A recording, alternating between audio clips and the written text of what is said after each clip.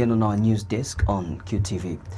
The headlines. The Anti-Corruption Commission has arrested Livingston Member of Parliament Matthews Jerry for the offence of abuse of authority of office.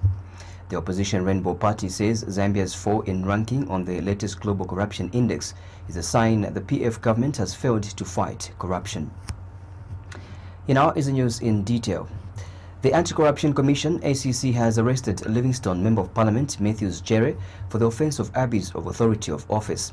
Mr. Jerry, aged 45, of house number 231 Highlands, Livingston, has since been charged with one count of abuse of authority of office, contrary to Section 21 LA of the Anti-Corruption Act. Particulars of the offence are that on dates unknown but between 1st August 2013 and 31st October 2014, Jerry, whilst he was serving as a councillor for Mwaliwona Ward in the Livingston City Council, jointly and whilst acting together with other persons unknown, did abuse the authority of his office by allocating plots of land to themselves on a property number LIV 4051, a matter or transaction concerning the Livingston City Council, a public body. Mr. Jerry has, however, been released on police bond and will appear in court on the 25th of March this year. This is according to a statement made available to Q News by ACC Public Relations Manager Timothy Mono.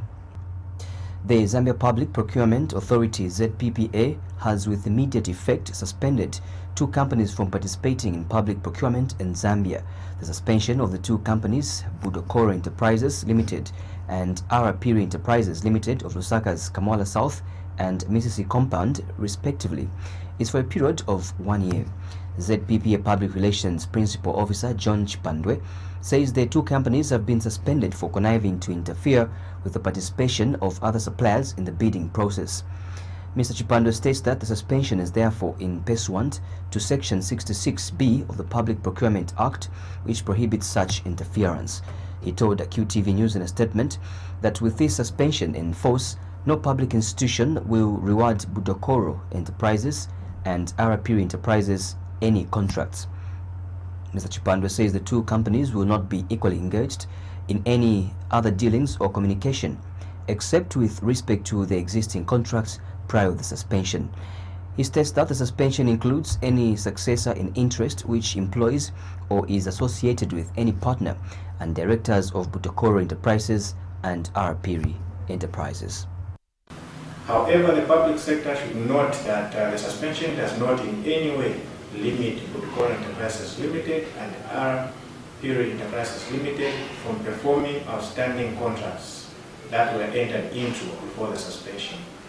Public institutions are further directed not to enter into any new contracts with the two named companies during the period the suspension is in force. The authority further wishes to aid suppliers of goods, works and services to always adhere to the provisions of the Public Procurement Act, Public Procurement Regulations of 2011 and the Code of Conduct for suppliers, procurement professionals and public officers during public procurement processes. Public institutions are also called upon to report any unprofessionalism and non-fulfillment or substantial non-fulfillment of contractual obligations by suppliers to the authority for appropriate action to be taken. The Drug Enforcement Commission, DEC in Lusaka, has arrested the 3 civil servants in the Ministry of General Education for money laundering activities involving over 2.7 million kwacha. The 3 suspects are identified as Lawrence Bwalia Piri, 46, of an accountant of Civic Center area in Lusaka, Elia Mwale, 41, of house number 238 Chamba Valley, and Vengi Sinda, 58, a standards officer residing in Olympia Teachers Compound. On dates unknown but between the 1st of January 2014 and 31st December 2016, jointly and whilst acting together with other persons unknown, the trio being employees of the Ministry of General Education, stole 2,717,471 kwacha 15 ngwe from the ministry's account by raising 9 fraudulent checks in favor of Lawrence Bwalia Piri on different dates and later cashed them over the counter at a named bank in Lusaka. The trial has since been slapped with forgery, uttering false documents, fraudulent false accounting, theft by public servant, and money laundering, contrary to the laws of Zambia. The suspects have, however, been released on police bond and are expected to appear before the Lusaka Magistrate Court soon. This is according to a statement made available to Q News by DEC Public Relations Officer Teresa Katongo.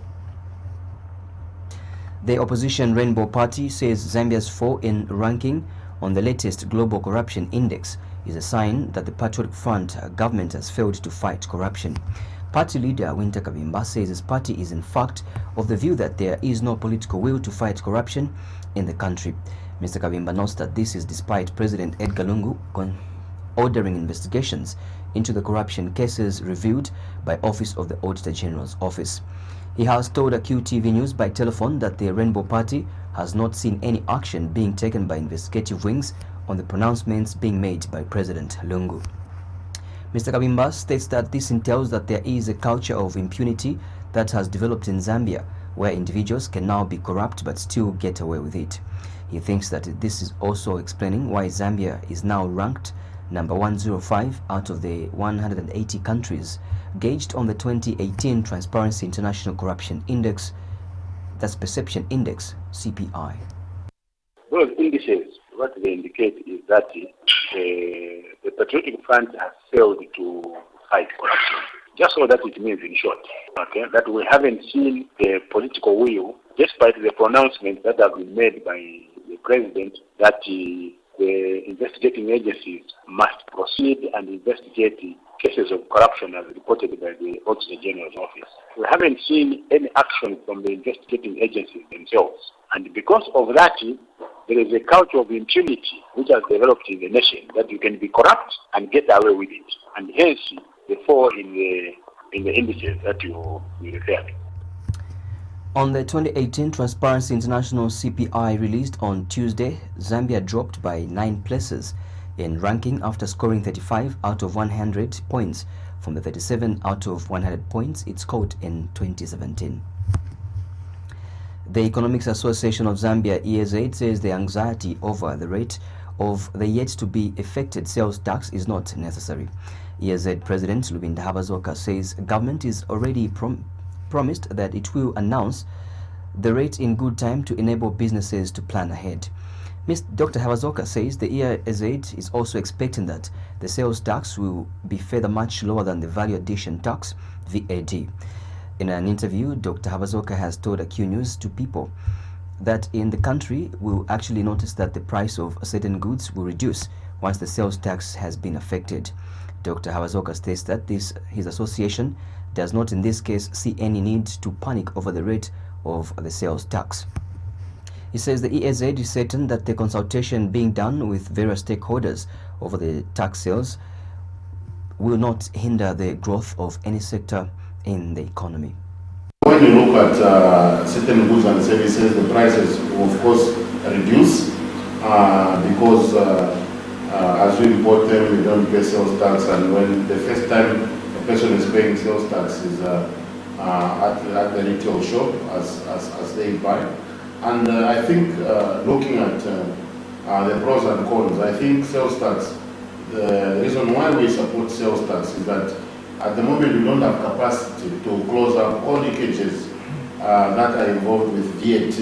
And of our view, government was losing a lot of money, and that has been confirmed even by figures from ZRI. So we think that come 1st April, government will collect double what they were collecting in terms of that area of sales tax. Not because the rate is going to be high, or not because of the cascading effect, but because of the loopholes that are going to be closed, the leakages that are going to be sealed as a result of sales tax implementation.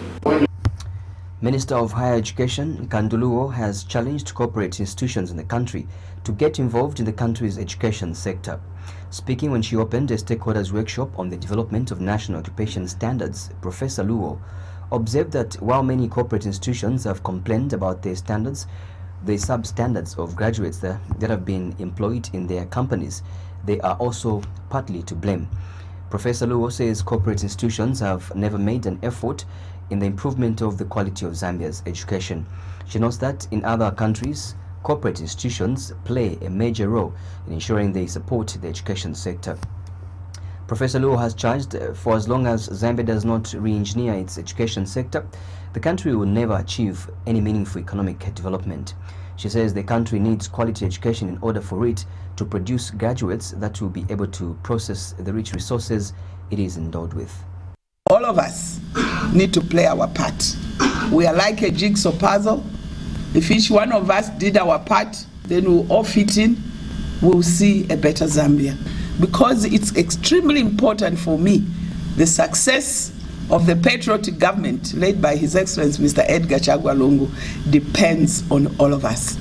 It depends on how we do things, and feel free to bring in as many suggestions as you wish in how we are going to deal with our occupational standards, and even say this is the roadmap that we are suggesting, so that together we'll look back and say on 30th January 2019, I was part of this legacy that brought a different dimension to the development of the human capital and the qualifications in Zambia that has been the transformation agenda of the education sector of this country.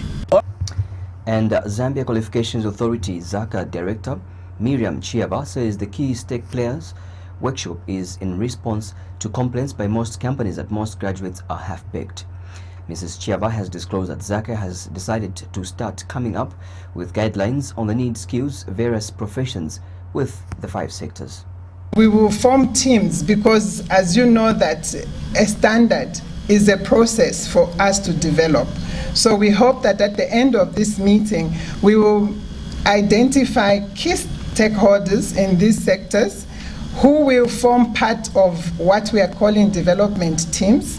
They will work to identify 5 occupations in each of their sectors, and in their industry will advise the learning institutions what they expect this person that comes to work, for instance, as an auto mechanic in agriculture, what they should be able to possess. So industry will indicate what they expect to see this person to be able to do.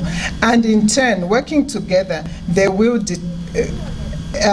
specify what standard should be for an auto mechanic in the agriculture sector. The Zambia Revenue Authority ZRA has observed that the high number of customs clearing companies in the country is contributing to low levels of professionalism and returns for the majority of them. There are over 800 registered customs clearing companies in Zambia that facilitate for trade and other for over the years. Stakeholders have become increasingly critical about the service they receive from the customs industry.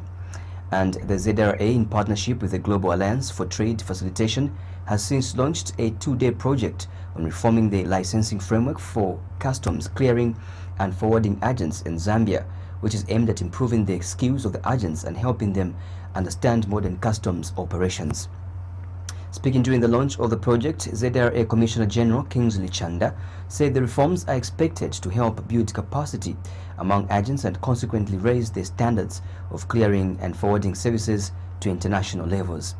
Mr. Chanda says the importance of the training project for clearing agents, which will be implemented with the collaboration of the private sector, is that it will also promote professionalism in the customs industry. Colleagues, our industry at the moment has over 800 clearing companies. That, as much as it appears to be an opportunity, it comes with a lot of risks. Risks to trade facilitation and risks to revenue. I must confess here that most of these clearing companies, unfortunately, are extremely unprofessional. We experience cases of alteration of invoices, false declarations, including outright smuggling. For this reason, I'm extremely confident that this process will help us minimize those vices. Over the years, stakeholders have become increasingly critical about the service they receive from the customs clearing industry. As such, it is imperative that as customs agencies modernize their operations, customs clearing agents should also enhance their skills and also update their systems. For a nation like Zambia, which is completely landlocked, trade facilities. The Zambia Youth Association in the Fight Against Corruption, ZIAFAC, is disappointed that Livingston Member of Parliament Matthew Jerry has been arrested for the offense of abuse of authority of office. Executive Director Maurice Malambo says his organization finds it very unfortunate that an MP has found himself entangled in issues of illegal land allocation.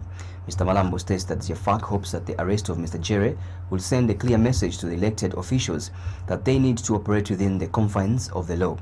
He states that there is also need for the Ministry of Local Government to get to the bottom of the issue of illegal land allocation in the country. The other local elected operatives, that is the councillors and the members of parliament, must learn from Mr. Matthew Jerry, who transacted around 2015. This is 2019, about 4 years, 3 to 4 years down the line. Is been brought to book. We hope that this is going to send a clear message to the elected officials that they need to operate within the confines of the law. The elected responsibility which they are given must never be abused to enrich themselves and to enrich people within their confines.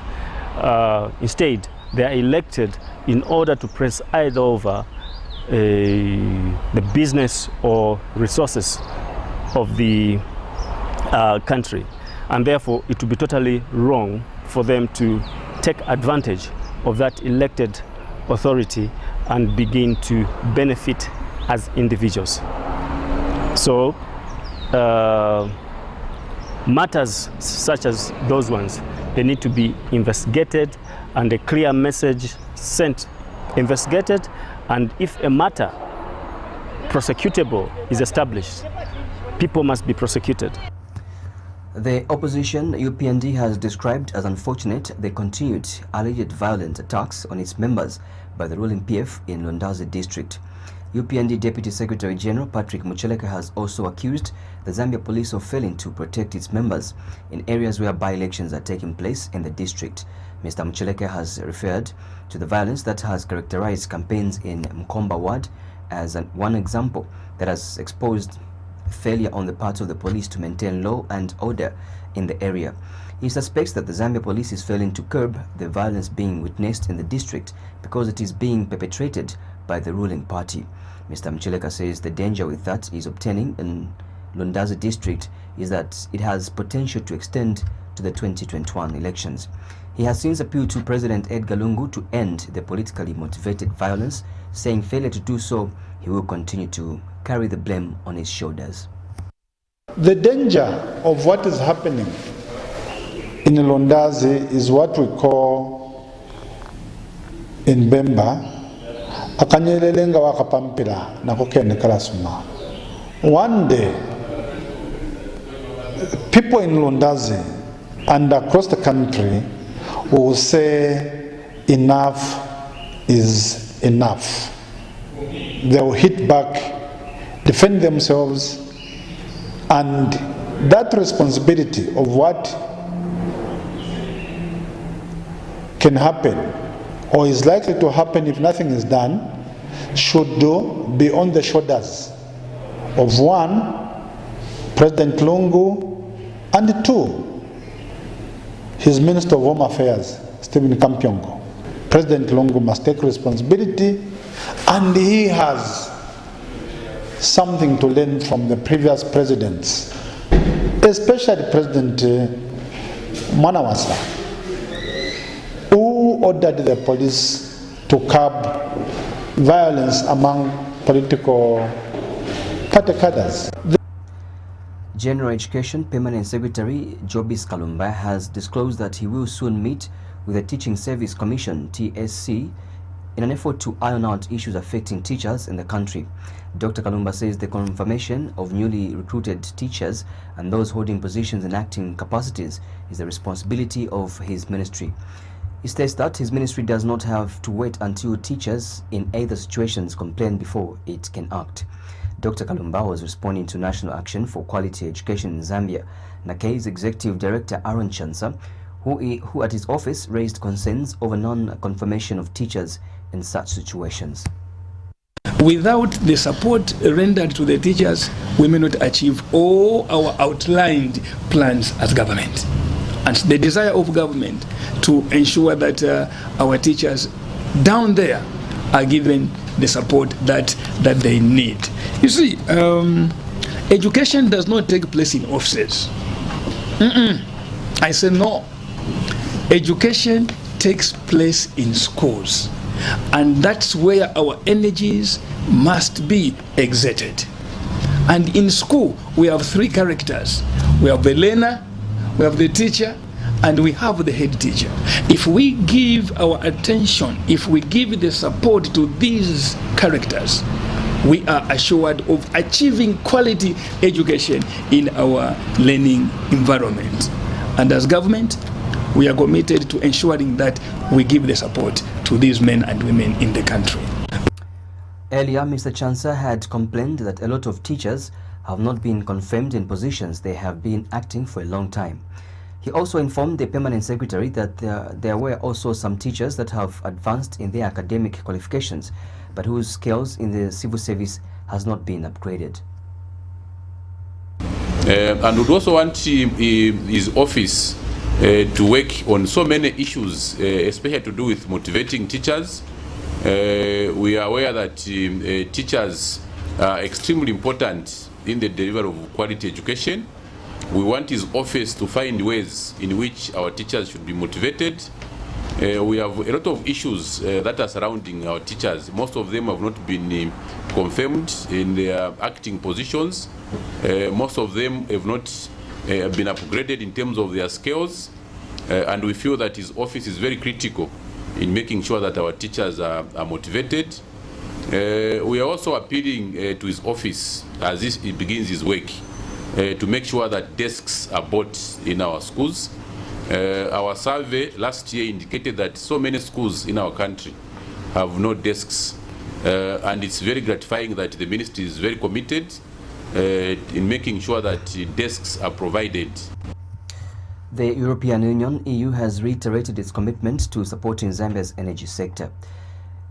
EU Head of Cooperation to Zambia, Gianluca Azzoni, says the EU has a 360 degrees partnership with Zambia and that the energy sector remains one of the main areas it supports. Mr. Azzoni says the EU has investment close to 1 billion kwacha in several projects aimed at improving electricity supply in rural parts of Zambia. He says the EU is also helping in the rehabilitation of the Kariba Dam, which is supposed to greatly help in the provision of energy services across the country. The European Union is supporting a number of areas. We have what we normally refer to as a 360-degree partnership with Zambia. So the EU is working in many different sectors, but there are areas that are particularly important in terms of EU investment, and those are energy and agriculture. When it comes to energy, the EU is working very closely together with the government of Zambia and other stakeholders, including non-governmental organization, private sector, in trying to scale up access to energy services, especially in rural areas. So is European Union committed to help find efficient ways to bring electricity to rural population. So that is one important area where the European Union has invested up to 80 million euros, which is more or less 1 billion Zambian kwacha, the European Union is also helping in this important project, which is about the rehabilitation of the Kariba Dam. The Kariba Dam, thanks to the Kariba Dam provides half of the total energy generation capacity of Zambia.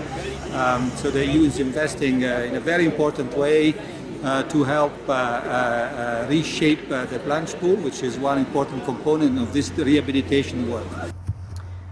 Governance, Elections, Advocacy and Research Services GEARS initiative is disappointed that political parties contesting the February 12th by-elections have failed to practice issue-based politics. Executive Director Madonna Chipenzi is concerned at the continued reports of violent electoral campaigns that have characterized Mkomba Ward in Londazi district. Mr. Chipenzi has particularly condemned the reported attack on a Catholic priest and the reported hacking of an old lady about 70 years of age by suspected Patriotic Front cadres. He has appealed to the Zambia police to play their role of policing the electoral process in a non-biased manner so that all players are operating within the precinct of the electoral code of conduct. All right, there are a lot of malpractices, a lot of irregularities in the electoral process that has gone unnoticed or that has been ignored by those who are supposed to be law enforcers. And because of that, we are institutionalizing corruption in our electoral process, violence in our electoral process, malpractices in our electoral process. At the end of the day, we have an electoral process that is already undermined from the word go. We hear now people are even given cash transfer, which has not been given for a long time. Boreholes are being drilled, roads are being graded. That is malpractice. And we expect those who are conversant with the electoral law and the code of conduct, and those who have been given the power to enforce, should have swung into action and round up, corner all those people who are in this habit. So our appeal is that as we get closer to the 12th of February, we expect that the police should be more vigilant, the Electoral Commission should be more concerned, and also that the political parties should be brought to the dialogue table in those areas, so that wherever there are conflicts, those conflicts should be amicably resolved. And we don't understand in all this where are the district conflict management committees when all these things are happening. So either we need to revise the role of the district conflict management committee, or indeed do away with them so that we give other. Government has reaffirmed its commitment to ending examination malpractices in the country. General Education Minister David Mabumba says examination papers for this year will be guarded by security personnel to avoid leakages in the country. Mr. Mabumba states that examination malpractices have compromised the standard of education in the country, adding that if left unchecked, they can jeopardize the sector. He has since called on traditional leaders to play an active role in the fight against examination vices. Mr. Mabumba said this when he paid a courtesy call on Senior Chief in Yamboyeta in Mwani district in Western Province. And Induna Anasambala has told the minister that he was disturbed with the cases of teachers who allegedly impregnated pupils in the area. The Induna has implored the minister to take stiffer punishment against erring teachers. Meanwhile, Induna Afukangeta has also observed that the transfer of teachers from rural to urban areas have negatively impacted on pupils in rural communities. The Induna has asked government to lessen transfers of teachers from rural areas so that there is equity in the delivery of education in the province. Zanis reports that Mr. Mabumba is in Western Province to interact with various teachers in schools in order to have first-hand information on challenges they are facing. On that note, we end the news at this hour. Thank you so much for being with us. But before I take a run, here's a recap of stories in the headlines. The Anti-Corruption Commission has arrested Livingstone Member of Parliament Matthews Jerry for the offence of abuse of authority of office. The opposition Rainbow Party says Zambia's fall in ranking on the latest Global Corruption Index is a sign the PF government has failed to fight corruption. And that will do it for the news. Bye-bye and God bless.